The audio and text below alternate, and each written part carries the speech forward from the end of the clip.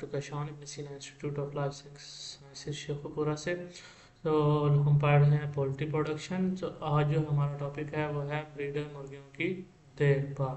अच्छा, आपको पता है कि जो हमारे पास चूज़े मुहैया होते हैं वो किन से आते हैं? वो बेसिकली ब्रीडर, एक स्पेशल जो है किस्म की मुर्गियाँ पाली जाती हैं और जो है उनके अंडों से जो है वो आगे जो चूज़े आते हैं और उससे हम पूरा एक फार्म खड़ा करते हैं जिसमें हम जो है वो सारा ये जितना लेयर ये ब्रीडर। सो जो हमारे पास मुर्गियाँ होती हैं वो बेसिकली दो किस्म के ब्रीडर फार्म होते हैं, या लेयर ब्रीडर होगा या ब्रायलर ब्रीडर होगा। लेयर ब्रीडर वो बेसिकली मुर्गियाँ होती हैं जिनके अंडों से जो है वो लेयर मुर्गियाँ आती हैं, और जो ब्रायलर ब्रीडर हैं वो मुर्गियां हैं जिनके अंडों से ब्रायलर मुर्गियां आती हैं आगे से। ठीक है, तो अब हम एक एक करके आगे पढ़ेंगे कि जो है वो इनकी देखभाल कैसे करते हैं। सबसे पहले ये है कि एक तो इसका बहुत अहम किरदार है, क्योंकि इनसे हासिल होने वाले अंडों से ही चूज़ों की पैदावार के लिए जो है बेसिकली चूज़ों की पैदावार के लिए इस्तेमाल होते हैं।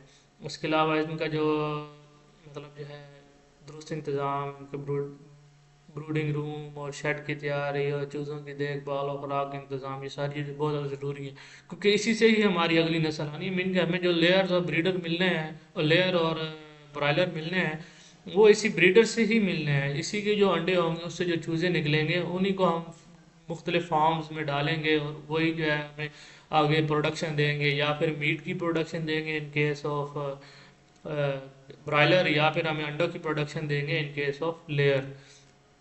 अब सबसे पहला स्टेप क्या आता है कि हमने ब्रूडिंग रूम की जो है शेड की तैयारी कैसे करनी है।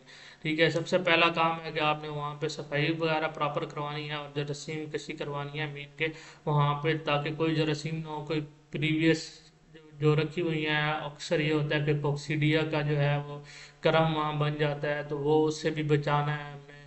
और भी जो है साल्मोनेला जो है वो बन जाता है, उससे बचाना है। उस सब को बचाने के लिए हम क्या करते हैं, जो है वहाँ जरासीम कशी करते हैं मीन के वहाँ पर जो है वो हम डिफरेंट डिसइंफेक्टेंट जो है वो स्प्रे करते हैं।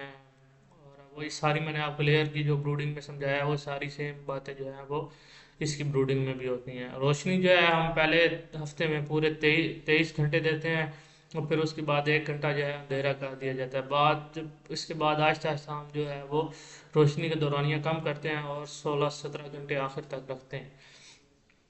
फर्श का इंतज़ाम जो है, फर्श जो है उसके ऊपर उसको हम कहते हैं कि फ्लोरिंग कहते हैं कि फर्श पर या तो लकड़ी के जो है बुरादा वो, या फिर साफ बिस्तर वगैरह, मतलब जो है ऐसी चीज़ हम डालते हैं जिससे जो है वो चूज़ों की जो वो मतलब डेफिकेशन कर रहे होते हैं उसकी जो नमी है वो जज्ब हो जाए और चूज़े जो हैं वो आरामदेह रह सकें।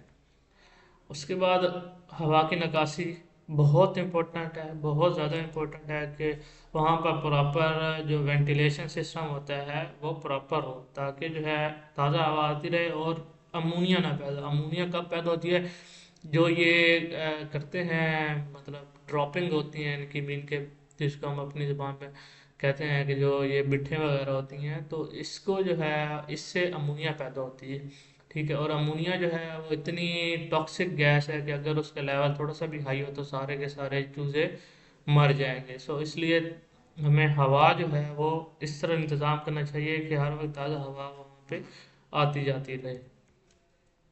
अब चूज़ों के इंतज़ाम क्या करना है कि सबसे पहले तो इब्तदाई देखभाल है कि चूज़ों के आने के फ़ौरन बाद उन्हें पानी और खुराक मुकम्मल रसाई हो, कि मतलब वो आते साथ ही जो है खाना पीना स्टार्ट कर दें। उससे उसके ये है कि जो है दर्जा हरारत कंट्रोल करना है कि आपको राउंड अबाउट 3 घंटे पहले वहाँ पर चेक करना है चूज़ों को डालने से पहले कि उसका टेम्परेचर जो है वो नॉर्मल है या नहीं। 32 जो है वो डिग्री सेंटीग्रेड रखते हैं हम टेम्परेचर। ठीक है, तो सर्दियों में या गर्मियों में भी इनिशियली तो आपको वो होना चाहिए कि इतना टेम्परेचर वहाँ पर पहले है। 3 घंटे आपने पहले उतना टेम्परेचर करके रखना है, देन उसके बाद जो है आपने चूज़ों को डालना है। ठीक है, तो अगर एक जगह चूज़े इकट्ठे हो जाएं तो इसका मतलब ये है कि वो सर्दी है ज़्यादा और आपका टेम्परेचर कंट्रोल में नहीं है, और अगर बहुत ज़्यादा दूर दूर हो जाए तब भी इसका मतलब ये है कि गर्मी ज़्यादा है और आपका टेम्परेचर कंट्रोल में नहीं है। सफाई वगैरह आपने प्रॉपर रखनी है इसमें। ठीक है। और वैक्सीनेशन वगैरह आपने उसको करवाई रखनी है।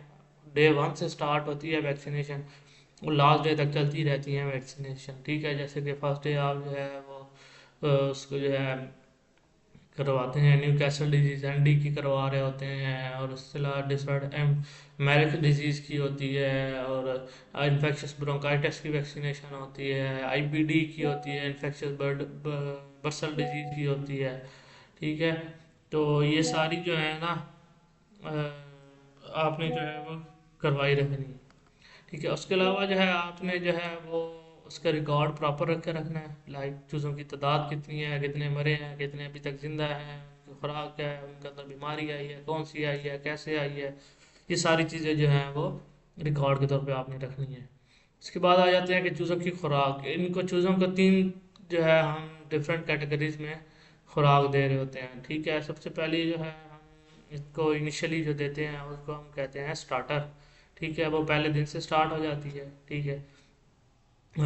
3 हफ्ते से 4 हफ्ते तक हम देते हैं उसको, ठीक है।